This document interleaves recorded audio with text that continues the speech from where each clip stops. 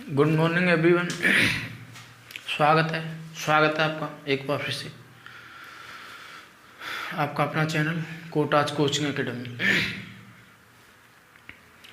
ये जो चैनल है हमने बहुत ही फ़ायदे के लिए बनाया आप लोगों के लिए, क्योंकि बच्चे जो है ना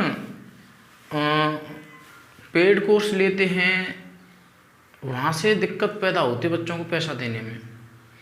तो मैं फ्री ऑफ कॉस्ट आपको वीडियो करा रहा हूँ, पूरा कोर्स करा रहा हूँ। मेरे साथ जुड़े रहें। पूरा SSC, CGL, bank, railway, police, SI, Delhi SI, कैसा भी हो, सीपी हो, यहाँ तक कि सी सेट तक के क्वेश्चन मैं यहाँ पर करा रहा हूँ। तो आप मेरे साथ जुड़े रहें, देखते रहें मेरा चैनल कोटाज कोचिंग एकेडमी। यदि आप लोगों ने सब्सक्राइब नहीं किया है तो प्लीज़ सब्सक्राइब कर दें, वीडियो को अंत तक देखें और फिर आपको बेनिफिट मिलने वाला है। और यदि आपको वीडियो अच्छी लगती हो तो लाइक किया करें, नहीं लगती है तो कोई बात नहीं, डिसलाइक कर दें और कमेंट अवश्य किया करें ताकि हमको प्रोत्साहन मिलता रहे। ठीक है फ्रेंड्स, चलिए क्वेश्चन कराते हैं। क्वेश्चन पहला ही है, फॉर्मूला बेस्ड क्वेश्चन। यदि मूल राशि एस रुपये है, एस रुपये, ब्याज दर 2% है, तो 3 वर्ष बाद चक्रवृद्धि ब्याज कितनी 3 वर्ष बाद चक्रवृद्धि ब्याज पर कितनी राशि मिलेगी? तो राशि मिलेगी, इसका मतलब अमाउंट निकालना है। अमाउंट, तो अमाउंट बराबर होता है P ब्रैकेट में 1 + R/100 की पावर n, ये फॉर्मूला है। तो P हमारा क्या होगा यहाँ पर? P मूलधन P हमारा होगा, इधर लिख दें, P बराबर S, R बराबर 2R। ध्यान देना यहाँ पर छोटी r है तो हम यहाँ पर कोई r बड़ी बना दें, एक ही बात होती है, कोई चेंजमेंट नहीं होता इसमें। यहाँ पर बड़ी r मान लें इसको, और इसको हम n मानेंगे 3 वर्ष। वैल्यू लगा दें, P की वैल्यू S, 1 + R की वैल्यू 2R/100 की पावर 3। कैंसिल कर दो 50 बार, तो जो शेष बचा वही हमारा आंसर होगा। क्या? S 1 + R/50 बटे में की पावर 3, ये हमारा आंसर होगा। ऑप्शन दिए हुए थे, मैंने नहीं दिए, इस तरह से इसको करना है। तो ठीक है, बात है भाई, नोट डाउन करें।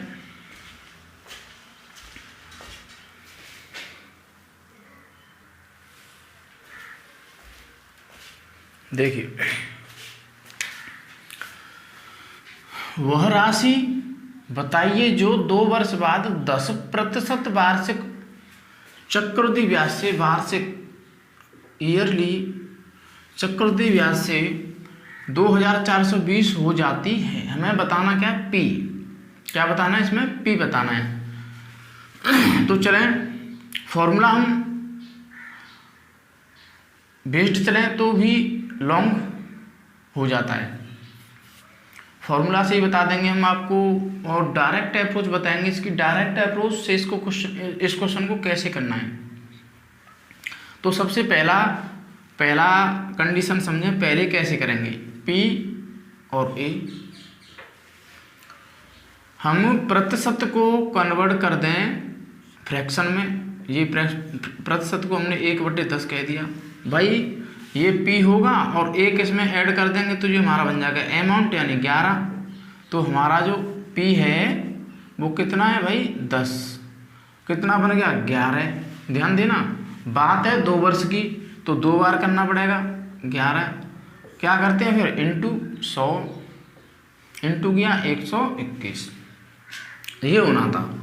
लेकिन अब ये नहीं, ये यूनिट में है इतना और पैसा हमारा इतना। अमाउंट हमारा ये है, हमें निकालना है P, ये निकालना है हमें 100 वैल्यू। तो लिखेंगे 121 यूनिट 2420 के बराबर। तो 1 यूनिट किसके बराबर? कैंसिल कर दें भाई, 121 वैल्यू इसके बराबर है, तो इसको अगर हम इससे कैंसिल करेंगे तो 2 टाइम्स यानी 20 टाइम्स, यानी एक जो वैल्यू बनी वो 20 के बराबर बन गई। हमें निकालना है P, तो P कितना हमारा 100, यही तो निकालना था P, मूल राशि, वो राशि P। ये 100 है तो 100 वैल्यू किसके बराबर भाई, एक वैल्यू 20 के बराबर, तो 100 वैल्यू 100 गुणा 20 बराबर 2000, ये आंसर हो जाएगा। इस तरह से इसको कर सकते हैं। सेकंड थिंग आप देखें तो इधर आ जाएं, सेकंड थिंग क्या होगी वो समझ लें। सेकंड थिंग हम और किस तरह से इसको कर सकते थे, देखिए भाई हम अमाउंट देखें, यहाँ पर देखें टाइम कितना है 2 वर्ष। अमाउंट देखा हमने तो अमाउंट में नजर आया 2420। जब 2 बार 2 वर्ष 3 वर्ष इस तरह से आता है तो हमें इसका 2 वर्ष में दे तो इसका स्क्वायर रूट निकालने की कोशिश करें, 3 वर्ष में दे तो क्यूब रूट। अब इसका स्क्वायर रूट निकालें तो नहीं निकलेगा, क्या कर दें हम इसमें डिवाइड करके देखें, देखिए 20 से डिवाइड कर दें हम इसमें, तो 20 से डिवाइड करेंगे तो ये बन जाएगा 121। हमने यहाँ पर क्या किया 20 से डिवाइड किया ये, तो ये बन गया 121। अब अमाउंट को माने 121, तो 121 का अगर हम स्क्वायर रूट निकालें तो वो बन जाता है भाई 11। क्या बन जाता है 11 बन गया। 10% दर थी, 10% दर थी। यदि हम ऑप्शन में इस तरह से दिया जाता ना क्वेश्चन, तो हम ऑप्शन से भी आसानी से निकाल सकते थे, ऑप्शन दिया जाता तो। अब ये 11 बन गया, और ये जो यहाँ पर आए, अब अमाउंट हमारा 11 है तो P हमारा कितना रहा होगा, P हमारा रहा होगा 10। P हमारा कितना रहा होगा 10। यहाँ पर हमने डिवाइड करा था तो हमें 20 से, इसमें तो हमने डिवाइड करा था, इसमें इनटू करना पड़ेगा निकालने के लिए P, तो बन जाता 2000। ऐसे भी इसको निकाल सकते हैं। तो सेकंड थिंग ये थी, फर्स्ट थिंग सेकंड थिंग इस तरह से। और जो इसका फॉर्मूला है ना, फॉर्मूला बेस्ड, आप इसको भी चेक कर सकते हैं फॉर्मूला पर। फॉर्मूला हमारा A बराबर P और 1+R/100 की पावर n। ऐसे भी इसको सॉल्व किया जा सकता है, लेकिन लॉन्ग पड़ेगा, फिर भी मैं बता देता हूँ। A की वैल्यू 2420 बराबर P हमें पता नहीं, 1+R की वैल्यू है भाई 10 और बटे 100, 0 से 0 कैंसिल, n है हमारी 2। तो यदि हम इसको सॉल्व करें तो 10 एकम 10 और 11/2, 11/2 2 टाइम्स, 11/10 2 बार, तो P के साथ इसको हम कर दें तो P बराबर होगा 11/10 गुणा 11/10। यदि हमें P की वैल्यू निकालनी हो तो क्या करना होगा, 2420 इसमें क्रॉस करना पड़ेगा इंटू 10 और डिवाइड करना पड़ेगा 11 इंटू 11 से। तो 11 से इसको कैंसिल करा, तो 11 से इसको कैंसिल करेंगे तो जो होगा आपका, इधर ले लें, 11 दूनी 22 इतनी बार। फिर इससे इसको कैंसिल करा तो 11 दूनी 22 20 बार, और 20 का गुणा हम 10 में 2 यानी 10 गुणा 10 100 से कर दें तो बन जाता 2000 रुपये। इस तरह से भी इसको किया जा सकता था। तो फर्स्ट थिंग मैं कहूँगा ऐसे करें। ऑप्शन आ जाए तो आप इस तरह से अप्रोच लगा सकते हैं, इस तरह से कर सकते हैं, या फिर इस तरह से करें। तो चलिए फ्रेंड्स नोट डाउन करें फटाफट।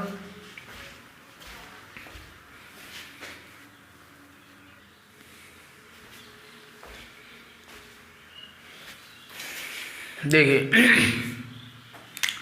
एक राशि में 10 वर्षों में साधारण ब्याज दर से 40% की वृद्धि हो जाती है, तो उसी दर से 30,000 रुपये का CI क्या होगा।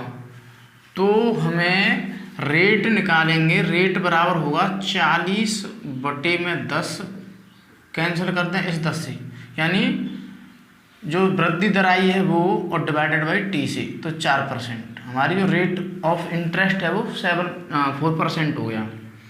अब 4% से 30,000 रुपये का CI बताना है। कितने वर्षों में? तो 3 वर्षों में। यहाँ पर लिखा नहीं गया है, उसी दर से 3 वर्षों में। 3 वर्षों में 3000 रुपये का CI क्या हुआ? 3 वर्षों में। टाइम 3 वर्ष है, तो P और A ले लें। 4% को हम कर देंगे 4/100 यानी 1/25। तो 25 रुपये कितने हो जाते हैं? 1 जोड़ दें 26। 3 वर्ष थी तो 25, ये बन जाता है 26 और ये 25 और ये बनता है 26। जब इनका इंटू करेंगे तो इनका इंटू हो जाता है भैया 15,625। ये क्यूब होता है इनका 25 का, और 26 का क्यूब क्या होता है भाई? 26 का क्यूब हम निकालना चाहें तो क्या निकलेगा? 17,676। कितना होता है? 17,676। ये बन जाएगा इसका क्यूब। यानी 26 का क्यूब ये होता है, 25 का क्यूब ये होता है 15,625। P और A पूछा क्या है? CI। तो यहाँ से हमें डिफरेंस चेक करना है, कितना डिफरेंस है ये देखें। डिफरेंस यहाँ से CI निकलेगा। CI में कितना डिफरेंस? 1 5 1 5 और 0 1 5 0 और 2। 2051 का इनमें डिफरेंट है।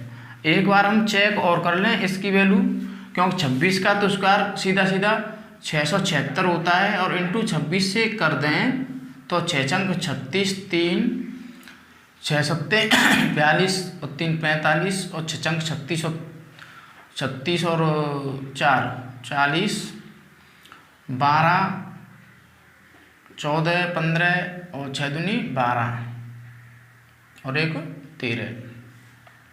तो 6 7 5 ये बनेगा तुम्हारा 6 और 7, और यहाँ पर क्या बन जाएगा? 5 चौके 6 दूनी 12 1 6 दूनी 12 13।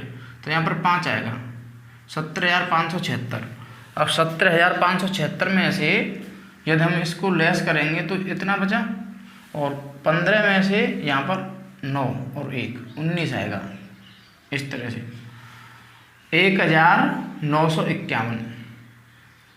ठीक है फ्रेंड्स, इसको साफ कर दें। ये हमारा CI बन गया। लेकिन हमारे पास तो इतना धन है और वो किसके बराबर? इसके। तो करना क्या है? सीधा सीधा CI निकालना है। तो CI बराबर होगा इतना यूनिट 1951 इंटू 30,000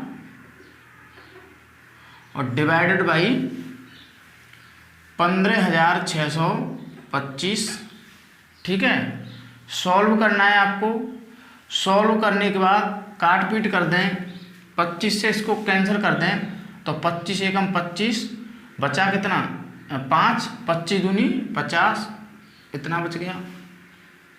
ठीक है, और यहाँ 25 से कैंसिल करेंगे तो 625। फिर 25 से 25 बार कैंसिल करा, फिर 25 से इसको कैंसिल कर दिया, 25 चौके 100, 25 अट्ठे 200। ठीक है,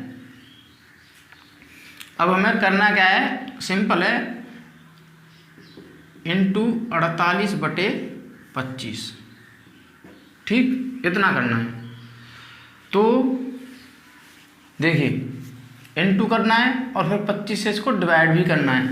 तो पहले इंटू कर लें, फिर डिवाइड करना, स्वयं कर लेना, आंसर हो जाएगा आपका, आसानी से निकल आएगा। इंटू आपको करना है, डिवाइड आपको करना है, और ये आंसर हो जाएगा इस तरह से। ठीक है फ्रेंड्स, चलें नोट डाउन करना फटाफट।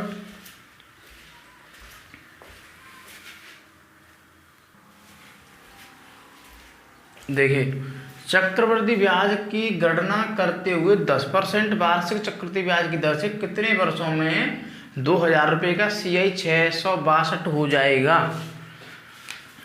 तो भैया देखिए, हम प्रतिशत ले लें, 10% को हम क्या कह देंगे? 10/100।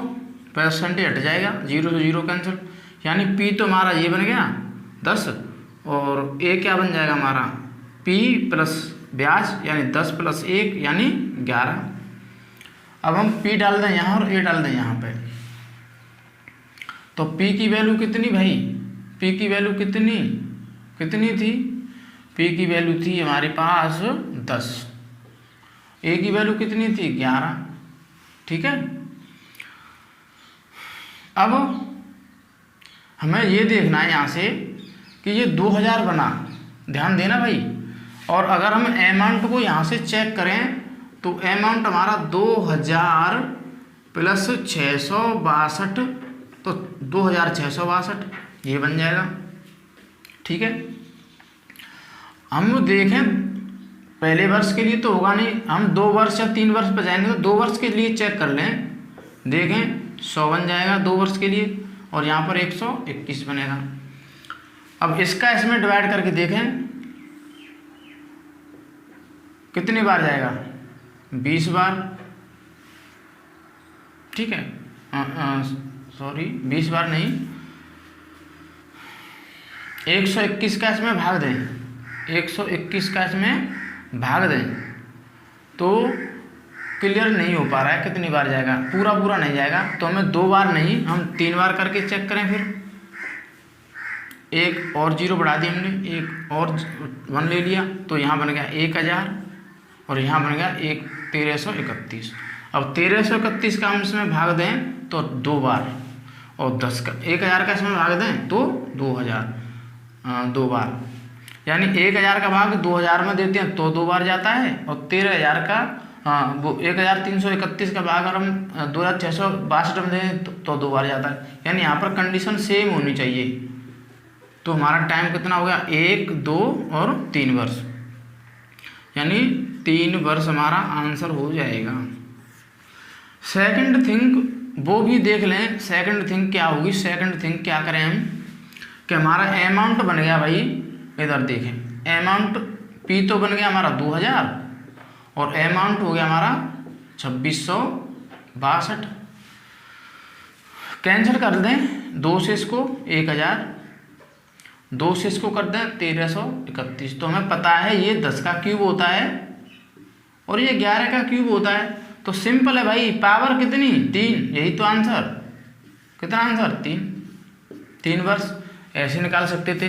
सेकंड थिंग अच्छी थिंग, इससे समझ लें, और ये भी अच्छा है। दोनों तरह से मैंने आपको बताया है, और भी कई तरीके हो सकते हैं, होते हैं, और मेरे ख्याल से ये अच्छा है। ठीक है, आप बता रहे हैं।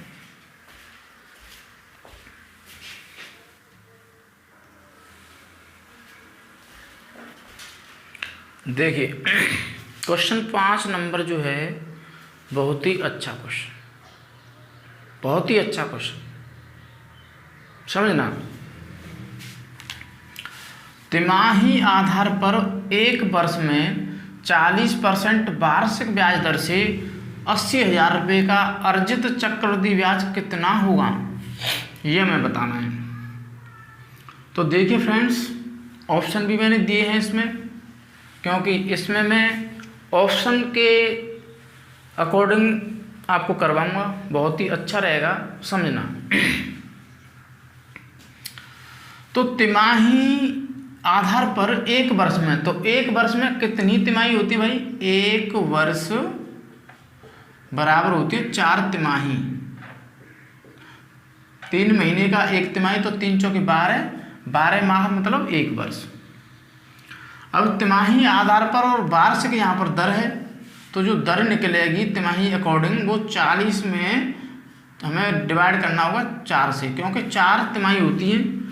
तो दर हमारी निकलेगी भाई 10% तिमाही। ठीक है, इतने तिमाही बन गए, यानी टाइम कितना बनेगा यहाँ पर n 4 और r हमारी अब 10 रह गई। ठीक है, पैसा कितना था हमारा 80,000, तो P लिख दें और यहाँ पर A ले लें।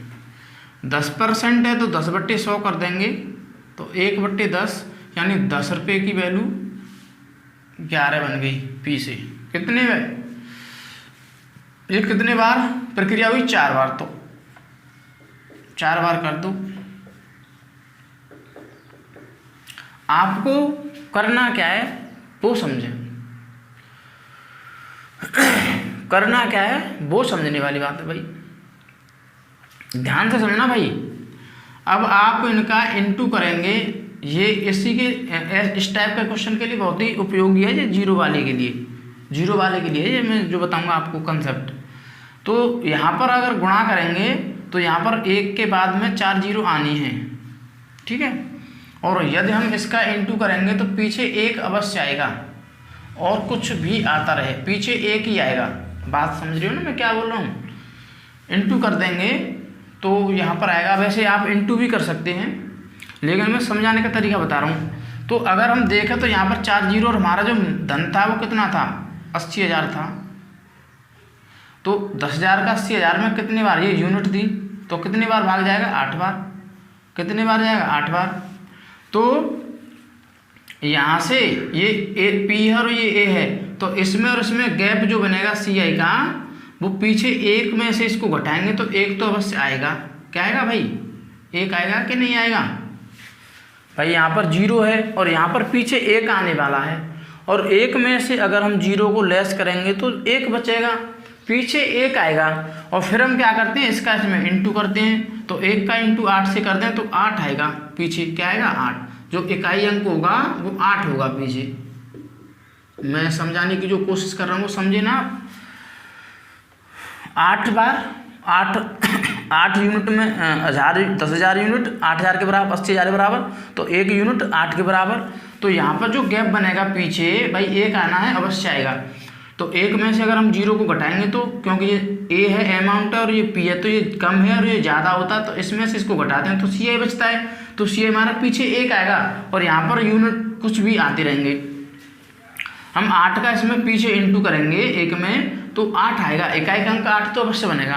तो 8 इकाई का अंक किसमें, इसमें नहीं है, इसमें है, और इसमें भी नहीं है और इसमें भी नहीं है। तो ये ऑप्शन हो जाता हमारा, ये आंसर हो जाता। तो ऑप्शन नंबर बी हो जाता हमारा आंसर। पीछे 8 इसी में है, पीछे 8 इकाई का अंक कहाँ है, यूनिट डिजिट, केवल बी ऑप्शन में। यदि आप इस तरह से नहीं, और संख्या अगर दो संख्या और तरह की होती, मान लो इसी संख्या में मैं बता रहा हूँ, जैसे P और A है, अगर हम इसका इंटू कर देंगे तो ये बन गया आपका 10,000, और अगर हम इसका इंटू करेंगे तो Q तो होता है, इधर ले लें 1331 गुणा 11 कर दें, 11 एकम 11, 2 1, 11 × 3 = 33 और 1 × 34, 3, 11 × 3 = 33, 33 और 3 = 36, 3, 11 एकम 11, 3 16, यानी 16 6 41। ये बनता आपका 16 6 41। कितने का गैप, 6,641 का गैप बन जाता। ठीक है, 6,641। एक बार और चेक करते हैं इसको। 11 एकम 11, 1 आंसुल 1, 11 × 3 = 33 और 1 = 34 आंसुल 1, वो 3, 11 × 3 = 33 और 3 = 36 की 6 आंसुल 3, 11 एकम 11 और 3 = 14, 14,641। यहाँ पर ये बनता 14,641। तो जो गैप आता वो आता 4,641 का, ये सी आई बनता हमारा। ठीक है, और हमें यहाँ पर हमने गैप कितना निकाला, 8 का। 8 का इसमें इंटू कर दें आप, 8 एकम 8, 8 चौके 32, 3 कैरी, 8 छक्के 48, 48 और 3 51, 5 और 37। तो 37,128 ये आंसर आपका निकल चुका है बी। तो आप ऐसे भी कर सकते हो, यदि ऐसी कंडीशन जीरो न दी हो तो आप इस तरह से करना। यदि जीरो दी हो और एक एक के टर्म में चल रहा हो, कोई वैल्यू 1 या 2 या किसी में भी चल रहा हो, तो आप इसमें से पीछे का यूनिट देख लें, आंसर आ जाएगा फ्रेंड्स। यूनिट के हिसाब से चलना है। तो चलिए नोट डाउन करें फटाफट, आगे बढ़ते हैं।